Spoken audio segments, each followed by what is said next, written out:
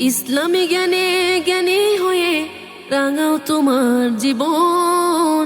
PHP সত্যের সন্ধানে মঞ্চে করো প্রতিবার বীজ বপন। ওহিরা দেশ মেনে জ্ঞানের আহরণে পিএইচপি সত্যের সন্ধানে। ওহিরা দেশ মেনে জ্ঞানের আহরণে পিএইচপি সত্যের সন্ধানে। আসসালামু আলাইকুম ওয়া রাহমাতুল্লাহি ওয়া বারাকাতুহু। নাহমাদুহু ওয়া নুসাল্লি ওয়া নুসাল্লিমু আলা রাসূলিহিল কারীম, আম্মা বাদ। ফাআউযু বিল্লাহি মিনাশ শাইতানির রাজীম। বিসমিল্লাহির রহমানির রহিম। ইন্নাল্লাহা ওয়া মালাইকাতাহু ইউসাল্লুনা আলান নবী ইয়া আইয়ুহাল্লাযীনা আমানু সাল্লু আলাইহি ওয়া সাল্লিমু তাসলিমা। আল্লাহুম্মা সাল্লি আলা সাইয়্যিদিনা মাওলানা মুহাম্মাদিন ওয়া আলা আলি সাইয়্যিদিনা মুহাম্মাদিন ওয়া বারিক ওয়া সাল্লিম।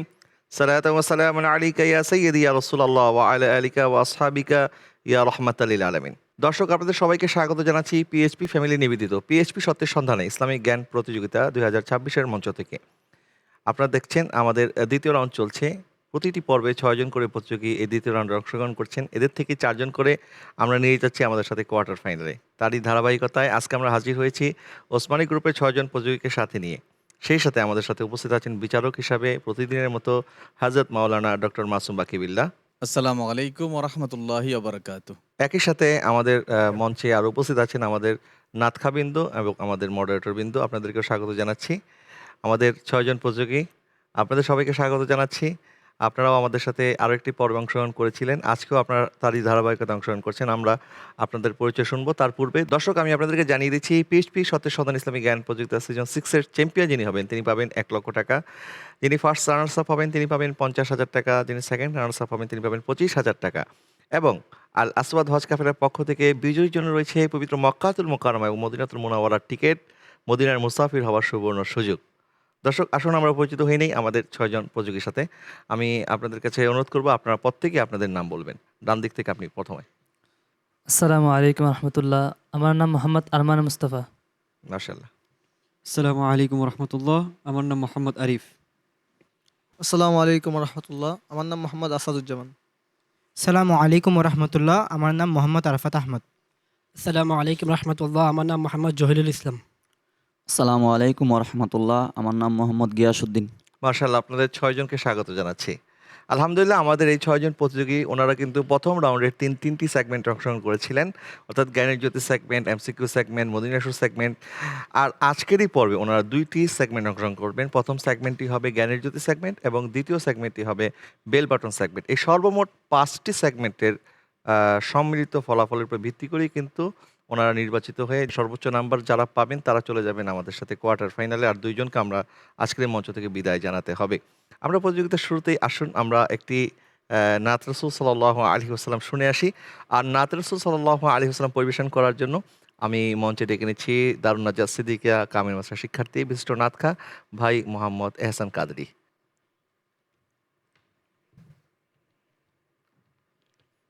আসসালামু আলাইকুম রহমতুল্লাহ। ওয়ালাইকুম আসসালাম রহমতুল্লাহ। আজকে আপনার কণ্ঠে একটি নাচ শুনবো। আপনি কোন ভাষায় আমাদেরকে নাচ শোনাবেন? আমি ইনশাল্লাহ একটি নাতে রাসূল পরিবেশন করব, যেটি উর্দু এবং বাংলা 2 ভাষায়। মাশাআল্লাহ, ঠিক আছে। কালিয়া জুলফাওয়ালা দুঃখে দিলা দা সাহারা।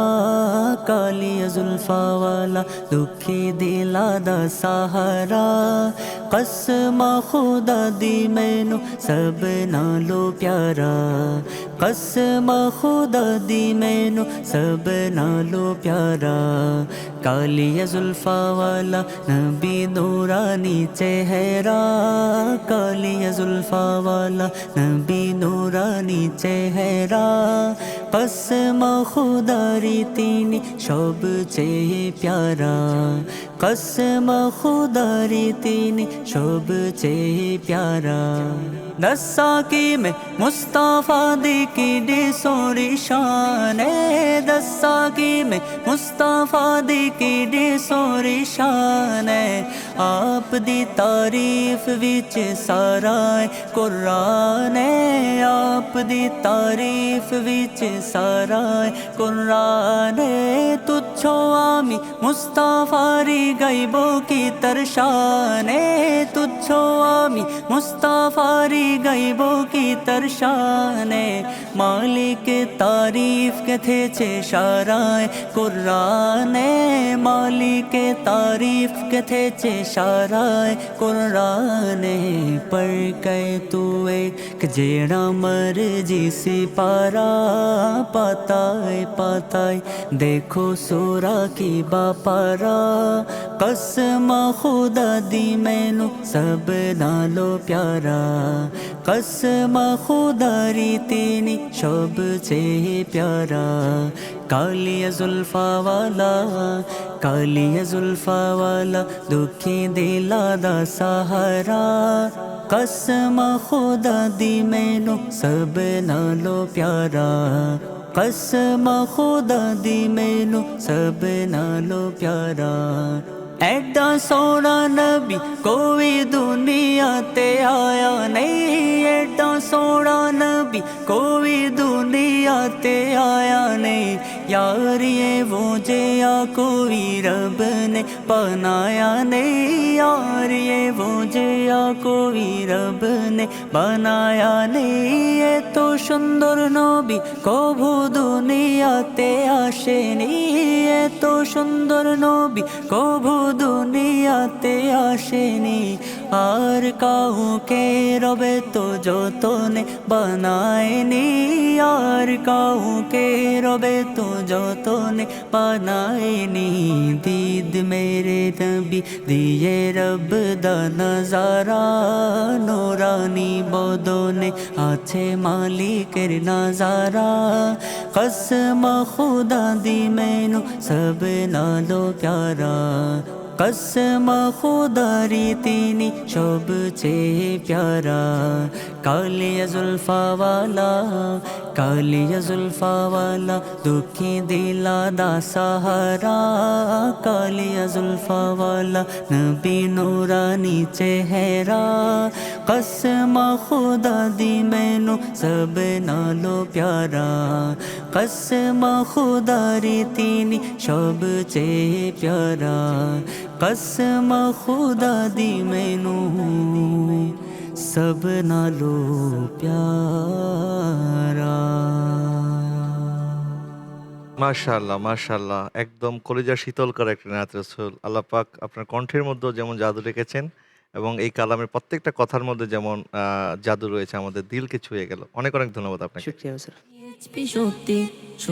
দর্শক আমরা নাত রাসূল সাল্লাল্লাহু আলাইহি ওয়াসাল্লামটি শুনে শুরু করব এখন আমাদের প্রথম সেগমেন্ট জ্ঞানজ্যোতি সেগমেন্ট আশা করছি আপনারা সবাই ভালোভাবে প্রস্তুত হয়ে এসেছেন জ্ঞানজ্যোতি সেগমেন্টের নিয়ম আগের মতোই আছে অর্থাৎ 2টি প্রশ্ন আপনাদেরকে করা হবে প্রতিটি প্রশ্নের জন্য থাকবে 5 নাম্বার করে শুরু করতে পারি জি শুরু করছি Gyanjyoti segment PHP Arabian horse super বাংলাদেশের একমাত্র টিম জন্ম থেকে যার ওজন কখনো কমেওনি বাড়েওনি ওজনে সঠিক ও পুরুত্বের সবচেয়ে মজবুত PHP Arabian horse super PHP শক্তির সন্ধানে আমার ডান দিক থেকে আমি প্রশ্ন করব আপনার জন্য প্রথম প্রশ্ন হচ্ছে নবী করিম সাল্লাল্লাহু আলাইহি ওয়াসাল্লামের কোন দুই প্রিয় আপনজনের মৃত্যু একই বছর হয়েছিল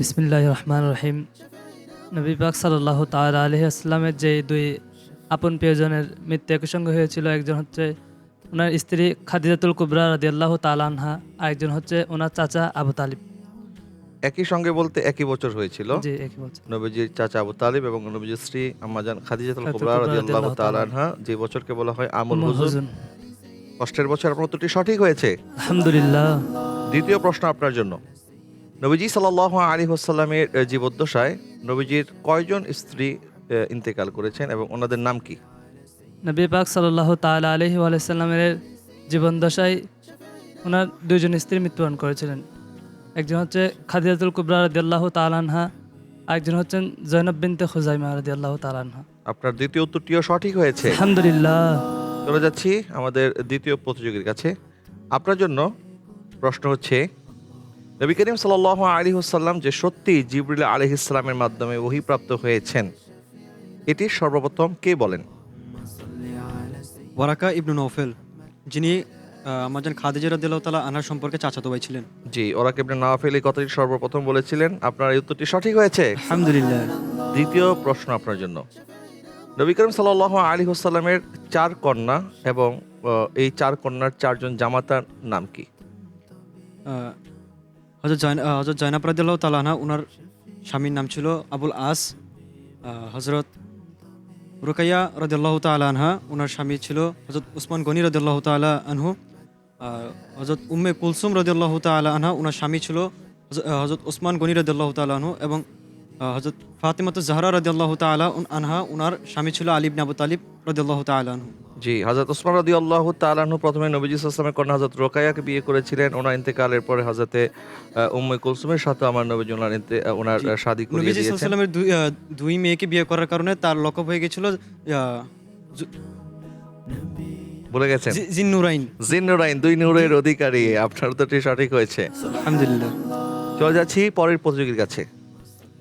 আপনার জন্য প্রশ্ন হচ্ছে, হযরত আলী রাদিয়াল্লাহু তাআলা আনহু, হযরত আবু বকর সিদ্দিক রাদিয়াল্লাহু তাআলা আনহু এবং হযরত খাদিজাতুল কুবরা রাদিয়াল্লাহু তাআলা আনহা, এই 3 জনের মধ্যে একটি মিল আছে, সেই মিলটা কি? বিসমিল্লাহির রহমানির রহিম। এই 3 জনের মধ্যে যে মিল রয়েছে, হযরত আলী রাদিয়াল্লাহু তাআলা আনহু হচ্ছেন যুবকদের মধ্যে প্রথম মুসলমান এবং হযরত আবু বকর সিদ্দিক রাদিয়াল্লাহু তাআলা আনহু হচ্ছেন পুরুষদের মধ্যে প্রথম মুসলমান এবং হযরত একজন সাহাবীর হযরত নাম বলা যাবে? আমি প্রশ্নটি একবার করে ফেলেছি অলরেডি। খাদিজাতুল কুবরা রাদিয়াল্লাহু তাআলা আনহা। খাদিজাতুল কুবরা রাদিয়াল্লাহু তাআলা আনহা, তিনি ছিলেন মহিলাদের মধ্যে থেকে সর্বপ্রথম মুসলমান।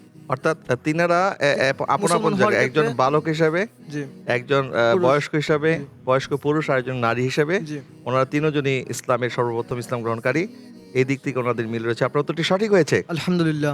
আপনার জন্য দ্বিতীয় প্রশ্ন। হযরত হামজা রাদিয়াল্লাহু তাআলা আনহু, হযরত ফাতেমা রাদিয়াল্লাহু তাআলা আনহু এবং আমাদের প্রিয় নবী সাল্লাল্লাহু আলাইহি ওয়াসাল্লামের 3 জনের মধ্যে একটি মিল রয়েছে, সেই মিলটি কি? বিসমিল্লাহির রহমানির রহিম। এই 3 জনের মধ্যে মিল রয়েছে। হযরত হামজা রাদিয়াল্লাহু তাআলা আনহু হচ্ছেন শহীদদের সর্দার এবং মা ফাতেমা রাদিয়াল্লাহু তাআলা আনহা, উনি হচ্ছেন মহিলাদের সর্দার, জান্নাতে মহিলাদের সর্দার এবং আমাদের প্রিয় নবী সাল্লাল্লাহু আলাইহি ওয়াসাল্লাম হচ্ছেন সমস্ত নবীদের সর্দার। মাশাআল্লাহ। একজন হচ্ছে ইমামুল মুরসালিন, সকল নবীদের ইমাম, আরেকজন হচ্ছে জান্নাতের রমণীদের সর্দার সাইয়্যিদাতুন নিসাই আহলিল জান্নাহ, আরেকজন হচ্ছে সাইয়্যিদুশ শুহাদা, শহীদদের সর্দার। আপনার উত্তরটি সঠিক হয়েছে। আলহামদুলিল্লাহ। মাশাআল্লাহ। চলে যাচ্ছি আমাদের চতুর্থ প্রতিযোগীর কাছে। আপনার জন্য প্রশ্ন হচ্ছে, বদরে মুসলমানদের হাতে বন্দী হলে হযরত যায়েনবের স্বামী আবুল আসের মুক্তির জন্য তিনি কি নিয়ে আসেন বা ওনার মুক্তির জন্য কি পেশ করা হয়? মূলত খাদিজা রাদিয়াল্লাহু তাআলা আনহু ওনার কন্যাকে বিবাহের সময় একটি হার দিয়েছিলেন। সেই সম্ভবত রূপার হারটা, সেই রূপার হারটা ওনার স্বামীকে মুক্তি করার জন্য তিনি প্রদান করেছিলেন। জি, সেটি ছিল তার মুক্তিপণ। আপনার এই উত্তরটি সঠিক হয়েছে। আলহামদুলিল্লাহ। আপনার জন্য দ্বিতীয় প্রশ্ন। বদরে মুসলমানদের হাতে বন্দী হওয়ার পর রাসূল সাল্লাল্লাহু আলাইহি ওয়াসাল্লাম কোন শর্তে আবুল আসকে মুক্তি দেয়? আবুল আসকে মুক্তি দেওয়া হয়েছিল মূলত ওনার স্ত্রী যায়েনব রাদিয়াল্লাহু তাআলা আনহুকে হিজরত করার যে অনুমতি দেওয়ার জন্য। অর্থাৎ যায়েনব রাদিয়াল্লাহু তাআলা আনহাকে যেন সে হিজরতের অনুমতি দেয়, যেন হিজরত করে, সেই শর্তের ভিত্তিতেই তাকে মুক্ত করা হয়েছিল। আপনার এই উত্তরটিও সঠিক হয়েছে। আলহামদুলিল্লাহ। মাশাআল্লাহ। আমি চলে যাচ্ছি আমাদের পঞ্চম প্রতিযোগীর কাছে। আপনার জন্য প্রশ্ন হচ্ছে, বদর যুদ্ধে মুসলমানদের বিরুদ্ধে যুদ্ধ করা সত্ত্বেও রাসূল সাল্লাল্লাহু আলাইহি ওয়াসাল্লাম কেন আবু বখতারিকে হত্যা করতে নিষেধ করেছিলেন? বিসমিল্লাহির রহমানির রহিম। তার কারণ এ হচ্ছে যে যখন সে মক্কা জীবন যখন ছিল তখন রাসূল সাল্লাল্লাহু আলাইহি ওয়াসাল্লামের বিরোধিতা করে নাই এবং সে শিয়াবে আবু তালিবের যেটা আপনার শিয়াবে আবু তালিবের মধ্যে যেটা টাঙ্গানো ছিল ওটাকে ছিঁড়ে ফেলার মধ্যে উনি একটা অন্যতম ব্যক্তি ছিলেন। শিয়াবে আবু তালিবের মধ্যে কি টানানো ছিল? আপনার এই হুদায়বিয়ার যুদ্ধে যেটা শিয়াবে আবু তালিবের মধ্যে নবী ইসলামকে বয়কট করার যে পত্রটি, সেই পত্রটি ছিঁড়ে ফেলেছিলেন, উনি অন্যতম ছিলেন। জি, এবং মক্কা শরীফে নবীজি যখন ছিলেন তখন সেই নবী ইসলামের কোনো বিরোধিতা করেনি। নবীজির প্রতি এতটুকু আদর প্রদর্শন করার কারণে নবী ইসলাম তাকে হত্যা করতে বারণ করেছেন। তো আমাদের মোহতারাম বিচারক, আমাদের প্রতিযোগী শিয়াবে আবু তালেব বলতে গিয়ে একটু খটকায় পড়ে গেছেন, তার বিষয়ে আপনার মূল্যায়ন কি? আসলে প্রশ্নটির উত্তর হচ্ছে যে শিয়াবে আবু তালিবের কে রাসূল পাক সাল্লাল্লাহু আলাইহি ওয়াসাল্লামকে রাখার যে সিদ্ধান্ত কাফেররা নিয়েছিল, এই অমানবিক সিদ্ধান্ত, তো সেখানে তাদের পক্ষ থেকেও কিছু লোক আল্লাহ রসুলের পক্ষ অবলম্বন করেছিলেন কাফেরদের মধ্য থেকে, এবং জি। তারা সেই পত্রটি, যে ফরমানটি জি। ছিঁড়ে ফেলেছিলেন। এর মধ্যে কয়েকজন ছিলেন, তো তার মধ্যে একজন ছিলেন উনি। তো আমাদের সম্মানিত প্রতিযোগী যেভাবে বলেছেন, বিষয়টি একটু গুলিয়ে ফেলেছেন। উনি বলেছেন যে শিয়াবে আবি তালিব বিষয়টি সামনে নিয়ে আসছেন ঠিকই, কিন্তু এক্স্যাক্টলি বলতে পারেন না। উনি বললেন যে শিয়াবে আবি তালেবের টাঙ্গানো পত্রটি ছিঁড়ে ফেলেছেন, না, এরকম আবার কিছু উনি একটা। হুদাইবিয়ার সন্ধির সাথে এটাকে একটু- মানে যুক্ত করে একটু ফেলেছেন। একটু যুক্ত করে ফেলেছেন। জি। তো সেই হিসেবে আমরা যেহেতু উনি শিয়াবে আবি তালিবটাকে নিয়ে আসতে পেরেছেন, তো সেই জন্য আমরা ওনাকে একদম বঞ্চিত করছি না নাম্বার থেকে। আমরা ওনাকে এবং ক্লিয়ার ছিল না, ওনার কাছে মেসেজটা ক্লিয়ার ছিল না, তো সেই জন্য আমরা ওনাকে 5-এর মধ্যে 2 দিতে পারি। জি, আপনাকে 5-এ 2 নাম্বার দেওয়া হচ্ছে। আপনার জন্য দ্বিতীয় প্রশ্ন হচ্ছে, নবী করিম সাল্লাল্লাহু আলাইহি ওয়াসাল্লামের বিচারের যে ফয়সালা সেটি না মান্য করে সেটার প্রতি অসন্তুষ্ট হয়ে যে মুনাফিক হযরত ওমর রাদিয়াল্লাহু তাআলার কাছে ফয়সালা জানতে চেয়েছিল, সেই মুনাফিকের নাম কি এবং হযরত ওমর তার সাথে কি আচরণ করেছিল? বিসমিল্লাহির রহমানির রহিম। সে মুনাফিকের নাম হচ্ছে বিশর, এবং হযরত উসমান রাদিয়াল্লাহু তাআলা আনহু ওই মুনাফিককে কতল করে দিয়েছে। কে হত্যা করেছে? উমর ফারুক রাদিয়াল্লাহু তাআলা আনহু। হযরত ওমর রাদিয়াল্লাহু তাআলা আনহু। আপনি কিন্তু আমার মনে হচ্ছে যে গুলিয়ে ফেলছেন। আপনি বলতে গিয়ে বলতে ভয় চাচ্ছেন লাগতেছে। হযরত ওমর, কিন্তু বলে ফেলছেন হযরত ওসমান। হযরত উমর রাদিয়াল্লাহু তাআলা আনহু। হযরত ওমর, জি, ঠিক আছে। তো আপনি এত কনফিউজড কেন? নতুন আছে। ভয় লাগতেছে? কিসের ভয়? সবাই তো আপনার মতোই প্রতিযোগী, আর ভয়ের কারণেই তো আপনি খটকা পাকিয়ে ফেলছেন। ভয়কে জয় করেই তো আপনি এত দূর এসেছেন ইনশাল্লাহ, এবং সামনে আরো আমাদের সাথে যাবেন, সেটাই প্রত্যাশা করছি। কিন্তু ভয় পাওয়া যাবে না। আপনার উত্তরটি সঠিক হয়েছে। আলহামদুলিল্লাহ। আমরা পরবর্তী প্রতিযোগীর কাছে যাওয়ার আগে আমি আমার মোহতারাম বিচারকের কাছে একটি বিষয় জানতে চাই, যে আমি দেখলাম আমাদের এই প্রতিযোগীর কাছে যে 2টি প্রশ্ন করা হয়েছে, একটি প্রশ্নের মধ্যে আমরা দেখলাম যে একজন কাফেরকেও নবীজি মুক্ত করে দিয়েছেন নবীজির প্রতি তাজিম বা সম্মান প্রদর্শনের কারণে। আরেকজন মুনাফিক মুসলিম নামধারী নবীজির ফয়সালা না মেনে হযরত ওমরের কাছে গিয়েছে ফয়সালা তালাশ করার জন্য, এবং হযরত ওমর তাকে হত্যা করেছে। তাহলে ইসলামের মধ্যে কি যারা কাফের চাইতেও কি মুনাফিকদের যেই শাস্তি সেটা কি আরো ভয়াবহ কিনা, এবং সেই যুগে কাফেররা নবীজির সাথে কেমন আচরণ করত, এই বিষয়টা যদি একটু বলেন। দ্বিতীয় যে বিষয়টি আপনি যেটি বললেন, জি। আমাদের সম্মানিত প্রতিযোগী যে আনসারটি দিতে সমর্থ হয়েছে, যে একজন মুসলিম তিনি নবীজির কাছে গিয়েছিলেন একটি ইয়ের জন্য, সমাধানের জন্য, ফয়সালার জন্য। তো রসুল পাক সাল্লাল্লাহু আলাইহি ওয়াসাল্লাম তার বিপক্ষে দেন, অর্থাৎ ন্যায়ের পক্ষে দেন, যেটি তার বিপক্ষে চলে যায়। তো সে সেটি না মেনে উমর রাদিয়াল্লাহু তাআলার কাছে যান, এবং উমর রাদিয়াল্লাহু তাআলা আনহু তাকে হত্যা করেন। তো এই ঘটনাটি আসলে অনেকগুলো কিতাবে আসছে, যেমন ইবনে কাসির এটাকে নিয়ে আসছেন, ইমাম কুরতুবী নিয়ে আসছেন, দুররে মানসুরে আসছে, এই সমস্ত কিতাবে এই ঘটনাটি চলে আসছে। তো এটি আসলে একটি বার্তা আমাদেরকে দেয়। বার্তা দিয়ে এইভাবে যে মুমিন এবং মুনাফিক তাদের মধ্যে পার্থক্যের একটা বড় জায়গা হচ্ছে আল্লাহ রসুলের প্রতি আদব, ভালোবাসা, প্রেম এবং শিষ্টাচারিতা।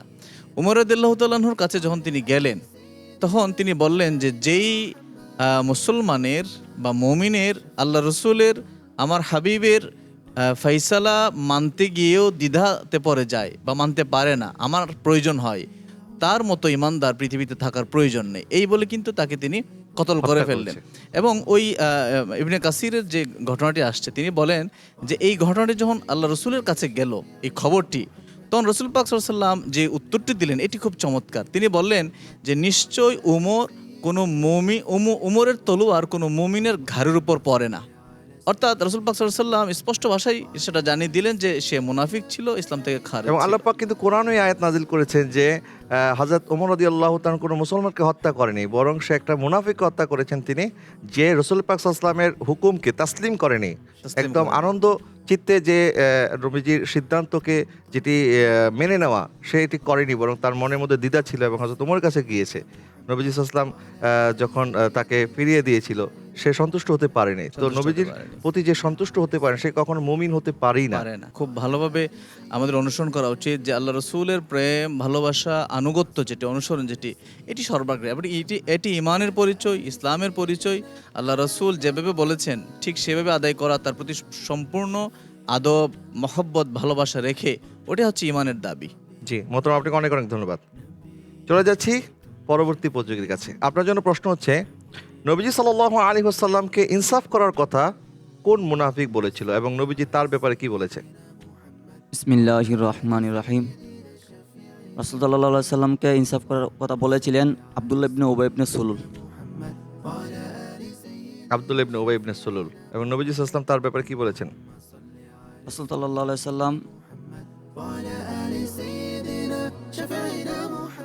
উত্তরটি হয়নি। সেই মুনাফিকের নাম ছিল আব্দুল্লাহ ইবনে জুল খুয়াইসারা আত-তামিমি। আব্দুল ইবনে উবাই সুলুল মুনাফিকদের সর্দার যদিও, তবে আপনি যার কথা বলেছেন সেটি নয়। আব্দুল ইবনে জুল খুয়াইসারা আত-তামিমি, যার ব্যাপারে নবীজি সাল্লাল্লাহু আলাইহি ওয়াসাল্লাম যখন গনিমতের মাল বন্টন করছে, সে যখন নবীজিকে বললেন যে আপনি ইনসাফ করেন, নবীজি বললেন আমি তো ইনসাফ প্রতিষ্ঠা করার জন্য এসেছি, আর আমি যদি ইনসাফ না করি কে করবে? হযরত ওমর রাদিয়াল্লাহু তাআলা দাঁড়িয়ে বলেন, ইয়া রাসূলুল্লাহ, হুজুর আপনি অনুমতি দেন আমাকে, আমি এই মুনাফিকের গর্দান উড়িয়ে দেবো। নবীজি ইরশাদ করছেন যে না, ওমর তাকে ছেড়ে দাও, বরং এটি জেনে রাখো যে তাদের কোরআন তেলাওয়াত তোমাদের কোরআন তেলাওয়াতের চাইতে অনেক সুন্দর হবে, তাদের নামাজ তোমাদের নামাজের চাইতে সুন্দর হবে, কিন্তু তারা কোরআন তেলাওয়াত করবে, তাদের বক্ষে কোরআন প্রবেশ করবে না, হলকের নিচে কোরআন প্রবেশ করবে না, এবং তারা ঈমান থেকে এমনভাবে বের হয়ে যাবে যেভাবে একটি তীর তার শিকার থেকে বের হয়ে যায়। মুনাফিকদের আচরণ সুন্দর, মুনাফিকদের ব্যবহার সুন্দর, আমল সুন্দর, কিন্তু তাদের ভিতরে নবীজির প্রতি প্রেম ভালোবাসা নেই এবং নবীজির প্রতি একটি বিদ্বেষ তারা পোষণ করে, যার কারণেই নবীজি সাল্লাল্লাহু আলাইহি ওয়াসাল্লাম তাদের পরিচয় হযরত ওমরের কাছে তুলে ধরেছিলেন। তো আমি এই বিষয়ে আবার আমাদের সম্মানিত মুহতারাম বিচারকের কাছে জানতে চাই, এই যে মুনাফিকরা তারা যে ভালো ভালো কাজ দেখায় মানুষকে, যে তারা উপরে অনেক নেক আমল করছে দেখায়, আসলে এই ভিতরে নবীজির প্রতি প্রেম ভালোবাসা না থাকলে উপরের এই সুন্দর আমল কি তাদের কোনো কাজে আসবে কিনা? দেখুন, রাসূলুল্লাহ পাক সাল্লাল্লাহু আলাইহি ওয়াসাল্লামের একটি হাদিস আসছে, তিনি বলেন লা ঈমানা লিমান লা মুহাব্বাতা লাহু। নবীজি বলেছেন যার ভিতরে আমি রাসূলের প্রতি মহব্বত নাই, প্রেম নাই, তার ঈমান নাই। তো এটি তো আল্লাহ রাসূলের প্রতি ভালোবাসা, এটি ঈমানের একেবারে প্রথম শর্ত, নবীজির প্রতি ভালোবাসা। তো এটির শুরুতেও ছিল, আমরা জানি বিভিন্ন আব্দুল্লাহ ইবনে উবাইয়ের নাম জানি, তারপরে আব্দুল্লাহ ইবনে জুল খুয়াইসার নাম জানি, এরকমভাবে অনেক মুনাফিকের কথা ইসলামে এসেছে, শুরুতেও ছিল, এটি যুগ যুগ ধরে আছে, এখনও আছে। যারা নামাজ সুন্দর, আপনি যিনি বললেন যে তারা কোরআন তেলাওয়াত করবে ঠিকই, আল্লাহ রসুলের কথা অনুযায়ী তাদের জিহ্বার মধ্যে সেটি থাকবে, কিন্তু খলকুম পার হবে না, গলা থেকে তার নিচে নামবে না সেটি, এবং তাদের নামাজ সুন্দর হবে, ব্যবহার সুন্দর হবে, কথা সুন্দর হবে, সব কিছুই সুন্দর হবে, কিন্তু একটি জায়গায় খালি থাকবে, সেটি হচ্ছে আমার নবীজির প্রতি, রাসূলুল্লাহ সাল্লাল্লাহু আলাইহি সাল্লামের প্রতি যে মহব্বত, যে ভালোবাসা, এটি এই জায়গাটি তাদের খালি থাকবে।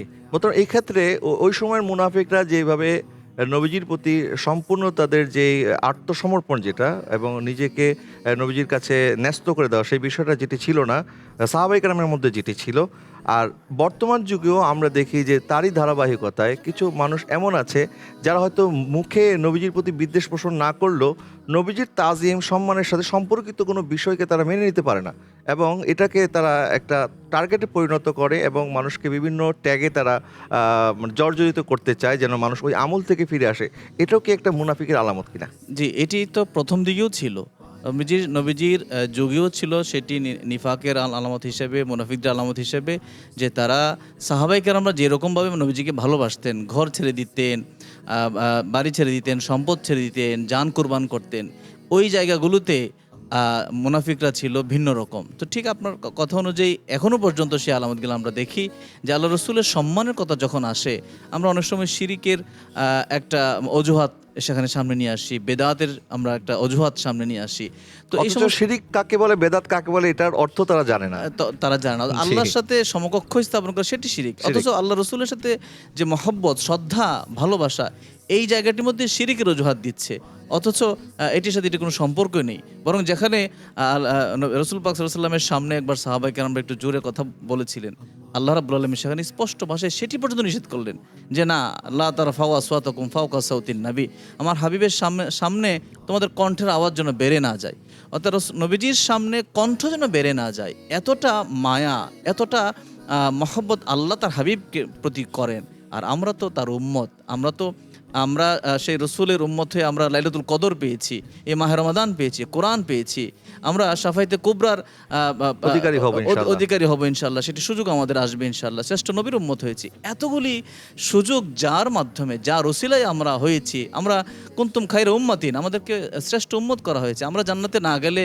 অন্য নবীর উম্মতরা যেতে পারবে না, অন্য নবীদের কাছে যাওয়ার পরে তারা ফিরিয়ে দেবে আমার নবীর কাছে আসার জন্য।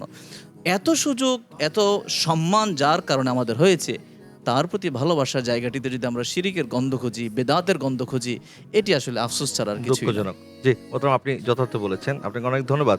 আমি চলে যাচ্ছি আপনার কাছে সর্বশেষ প্রশ্নে। আপনার জন্য প্রশ্ন হচ্ছে, দারে আরকাম কাকে বলে, সেখানে কি করা হতো?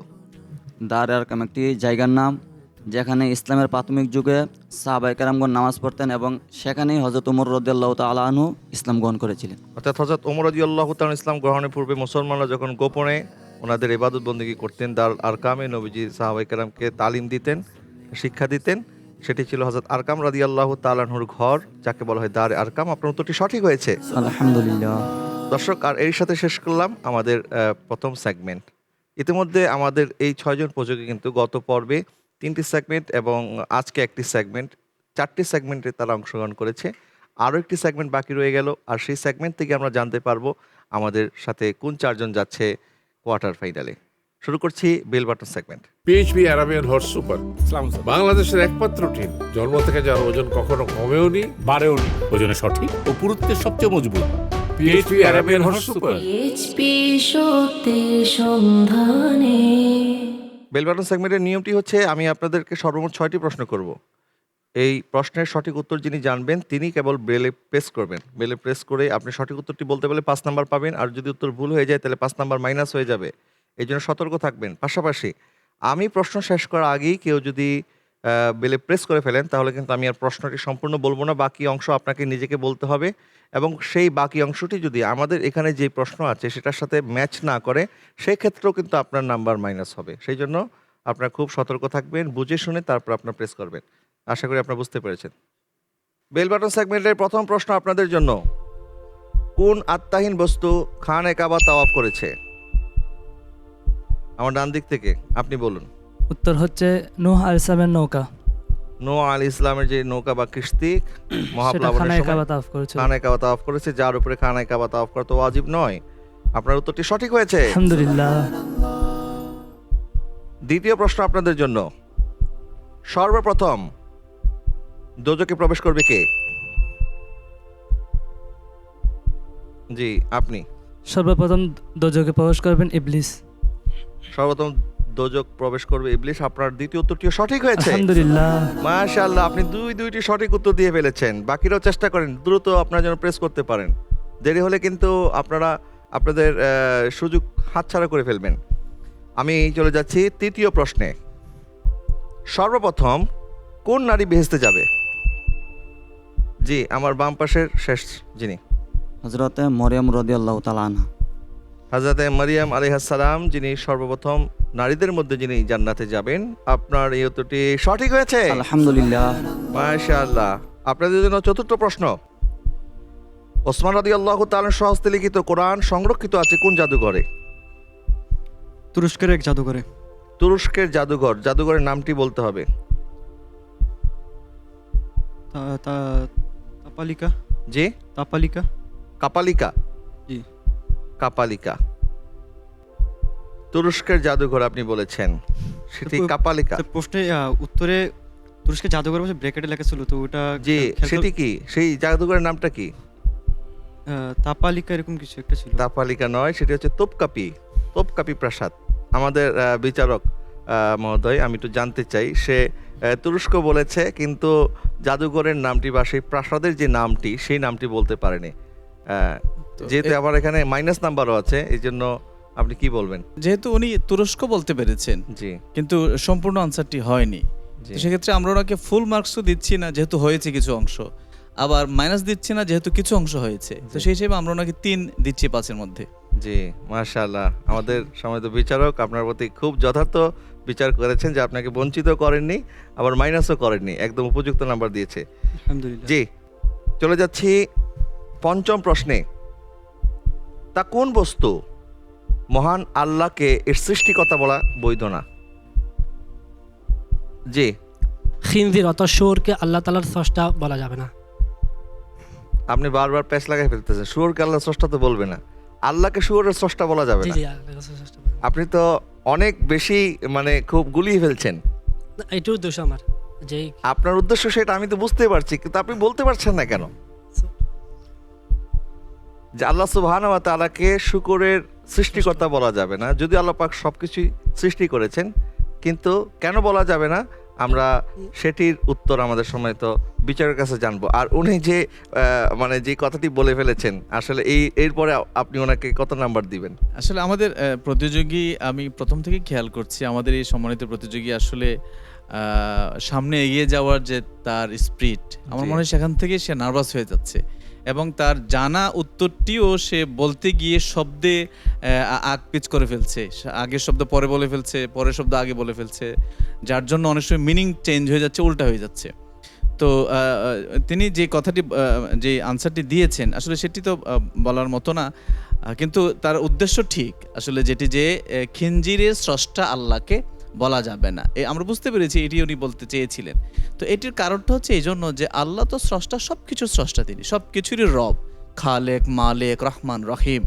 কিন্তু এমন কোনো শব্দ ব্যবহার করা যাবে না যে শব্দটার মাধ্যমে কোনো ধরনের এহানত, অবজ্ঞা, অবহেলা বা ছোট করা, মানে এই টাইপের কোনো কিছুর আভাস পাওয়া যায় বা এখানে আসতে পারে, এই ধরনের কোনো কিছুই সামনে নিয়ে আসা যাবে না। যেহেতু খিনজির একটি নিকৃষ্ট সৃষ্টি, তো সেই জায়গা থেকে যদিও তার স্রষ্টা আল্লাহ এবং রবও আল্লাহ, তারপরেও এটি উল্লেখ করব না আমরা এই জন্য যাতে আল্লাহ রাব্বুল আলামিনের যে সম্মান, মর্যাদা, সেই মর্যাদার জায়গাতে যেন কোনো ধরনের অবহেলার কোনো বিন্দু পরিমাণ সুযোগ সৃষ্টি না হয়, জাস্ট এই জন্যই। জি মোহতারাম, তাকে কত নাম্বার দেওয়া যায়? আমরা তাকে ফুল মার্কস আমি সাজেস্ট করব দিতে, যেহেতু উনি আনসার সঠিক দিয়েছেন, কথা বলতে গিয়ে প্যাচ লাগিয়ে দিচ্ছেন।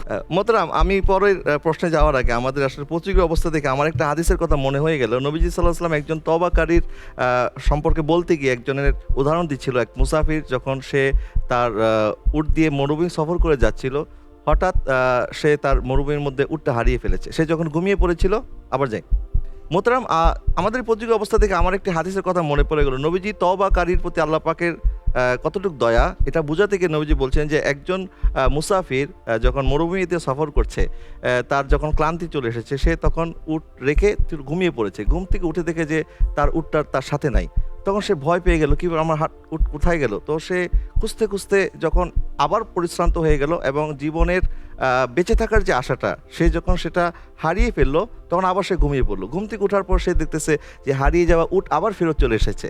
সে তখন এতটা খুশি হলো, আল্লাহকে তখন সে বলতেছে, ইয়া রব আনতা আবদি ও আনা রব্বুক, হে আল্লাহ তুমি হচ্ছে আমার বান্দা আর আমি হচ্ছে তোমার প্রভু। অথচ তার উদ্দেশ্য ছিল ইয়া রব আনতা রব্বি ও আনা আবদুক, এ আল্লাহ আপনি হচ্ছেন আমার রব, আমি হচ্ছে আপনার বান্দা। তো নবীজি বলছিলেন যে আল্লাহ পাকের দরবারে সে ফরিয়াদ করতে গিয়ে, তার খুশিটা প্রকাশ করতে গিয়ে সে উল্টা বলে ফেলেছিল খুশিতে। ঠিক একইভাবে যখন বান্দা আল্লাহর দরবারে তওবা করে, ঠিক আল্লাহ তার প্রতি এতটা খুশি হয়। তো আমাদের প্রতিযোগী মাশাআল্লাহ সঠিক উত্তর নিয়ত ঠিক আছে, কিন্তু বুঝাইতে গিয়ে সে ভুল করে ফেলতেছে। জি, আপনি ঠিকই বলেছেন। আসলে আপনাদের বা আমাদের এই প্রোগ্রামের একটি চমৎকার পুরস্কার আমি বলবো, যে যেটি ঘোষণা করা হয়েছে যে মদিনাতুল মুনাওয়ারায় আল্লাহ রাসূলের দরবারে যাওয়া। তো এটি আসলে উম্মত হিসেবে কার না স্বপ্ন থাকে, কার না ইচ্ছে জাগে। তো আমাদের প্রত্যেক প্রতিযোগীর আমি দেখেছি যে তাদের চোখে মুখে আশায়, তাদের প্রতিটা আনসারের বেলায় যেন ওই একটা ব্যাপার লেগেই থাকে যে আমি এই আনসারটা দিতে পারলে আমি মদিনা যেতে পারবো, জি, এটা দিতে না পারলে আমি মদিনা হয়তো আমার নসিব হবে না। এই যে একটা ব্যাপার, এটা অসাধারণ একটা বিষয়। জি জি এই জি। প্রোগ্রামে পরবর্তী প্রশ্ন, অর্থাৎ এই সেগমেন্টের সর্বশেষ প্রশ্ন আপনাদের জন্য, দাজ্জালের সাথে কোন দল সম্পৃক্ত থাকবে? দাজ্জালের সাথে ইহুদিরা সম্পৃক্ত থাকবেন। দাজ্জালের সাথে ইহুদিরা সম্পৃক্ত থাকবে। আপনার উত্তরটি সঠিক হয়েছে, আলহামদুলিল্লাহ। মাশাআল্লাহ মাশাআল্লাহ, আপনি দুইটি সঠিক উত্তর দিয়ে এগিয়ে গেলেন বেল বাটন সেগমেন্টে। আর বাকি যারা আপনারা বেল বাটন সেগমেন্টটি মিস করে ফেলেছেন, কিছুক্ষণের মধ্যেই হয়তো আপনারা রেজাল্ট জানতে পারবেন। তো আমি আমাদের সম্মানিত বিচারক মহোদয়কে অনুরোধ করব, আপনি আমাদের মূল মঞ্চে এসে আমাদের ফলাফলটি আপনি ঘোষণা করবেন। পাশাপাশি আমাদের 6 জন প্রতিযোগী, আপনারাও আমার দুই পাশে দাঁড়ানোর জন্য আমি অনুরোধ করছি।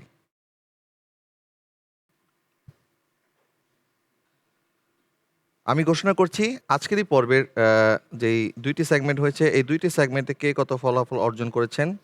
মোহাম্মদ আরমান পেয়েছেন 20 নাম্বার, মোহাম্মদ আরিফ পেয়েছেন 13 নাম্বার, মোহাম্মদ আসাদুজ্জামান পেয়েছেন 10 নাম্বার, মোহাম্মদ আরাফাত আহমদ পেয়েছেন 10 নাম্বার, মোহাম্মদ জহিরুল ইসলাম পেয়েছেন 12 নাম্বার, মোহাম্মদ গিয়াসুদ্দিন পেয়েছেন 15 নাম্বার। এই পর্যায়ে আমি আমাদের সাথে ডেকে নিচ্ছি আমাদের দুইজন প্রতিযোগী, মোহাম্মদ আরমান মোস্তফা জামিয়াতুল মদিনার শিক্ষার্থী এবং মোহাম্মদ গিয়াসুদ্দিন জামিয়া মুফতি ফয়জুল হক মাদ্রাসার শিক্ষার্থী। আপনি একটু দয়া করে সামনে চলে আসেন। দর্শক, আমাদের এই দুইজন প্রতিযোগী, একজন আরমান মোস্তফা আর একজন গিয়াসুদ্দিন, ওনারা উভয়ই সমান নাম্বার পেয়ে প্রথম স্থান অর্জন করে ওনারা চলে যাচ্ছেন আমাদের সাথে কোয়ার্টার ফাইনালে এবং ওনাদের প্রাপ্ত নাম্বার হচ্ছে 30। মাশাআল্লাহ। এরপর গত বছর আমাদের সাথে ফাইনাল পর্যন্ত আমাদের একজন প্রতিযোগী ছিলেন, যিনি এই বছর আমাদের সাথে আছেন এবং এই পর্বেও তিনি খুব ভালো হাড্ডাহাড্ডি লড়াই করেছেন। মোহাম্মদ আরিফ, আমি আপনাকে সামনে আসার জন্য অনুরোধ করছি।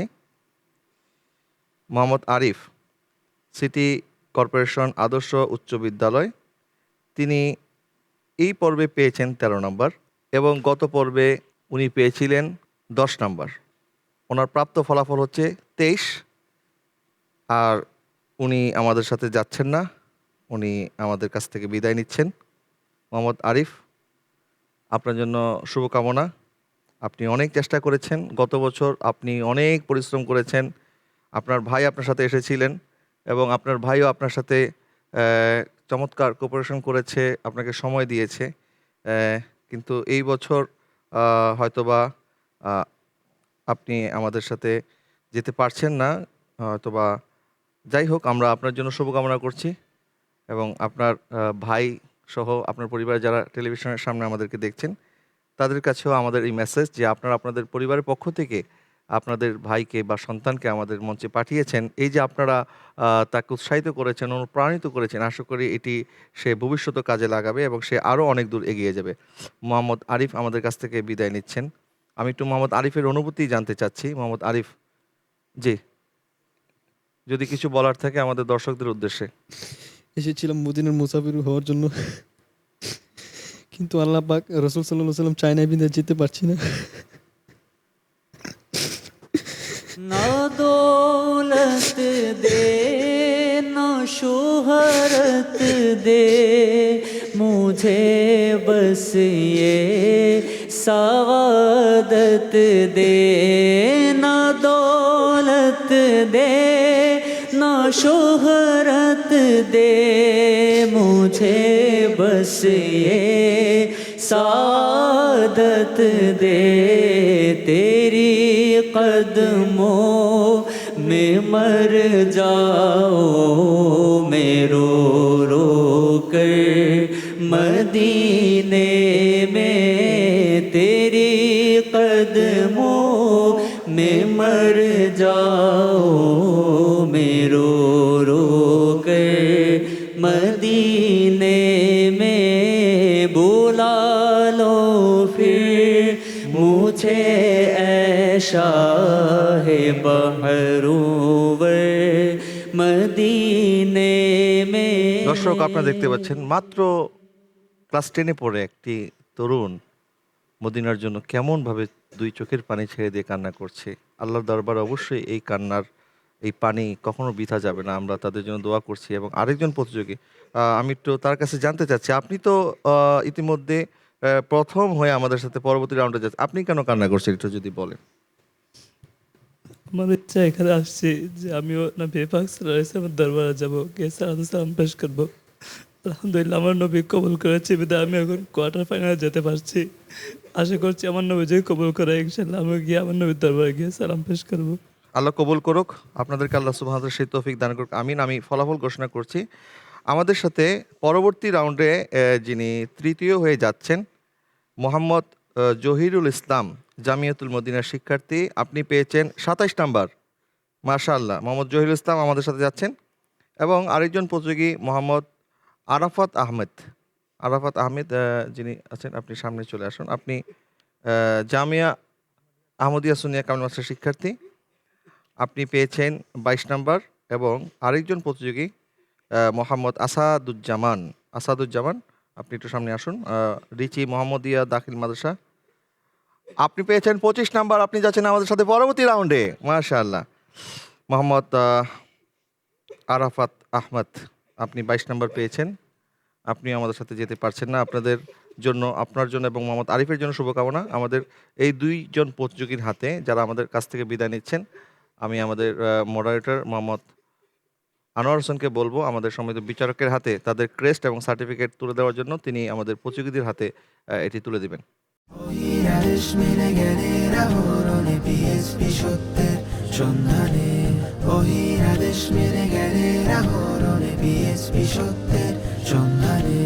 ইসলামী জ্ঞানে জ্ঞানী হয়ে রাঙাও তোমার জীবন। দর্শক, আর এর সাথে আমরা শেষ করব আমাদের আজকের এই পর্ব। ইনশাআল্লাহ তাআলা আযাওয়াজাল আগামীকাল আবারও আপনাদের সাথে দেখা হচ্ছে আরও 6 জন প্রতিযোগীকে সাথে নিয়ে। সেই পর্যন্ত সকলে ভালো থাকবেন, সুস্থ থাকবেন। পিএসপি সত্যের সন্ধান ইসলামিক জ্ঞান প্রতিযোগিতা 2026-এর আগামী পর্ব দেখার আমন্ত্রণ জানিয়ে আজকের মতো বিদায় নিচ্ছি। আসসালামু আলাইকুম ওয়া রাহমাতুল্লাহি ওয়া বারাকাতুহু। আঁকড়ে ধরো ইসলামের শাখা প্রশাখা মনে প্রাণে, ওহিরা দেশ মেনে জ্ঞানের আহরণে পিএইচপি সত্যে সন্ধানে, ওহিরা দেশ মেনে জ্ঞানের আহরণে পিএইচপি সত্যে সন্ধানে।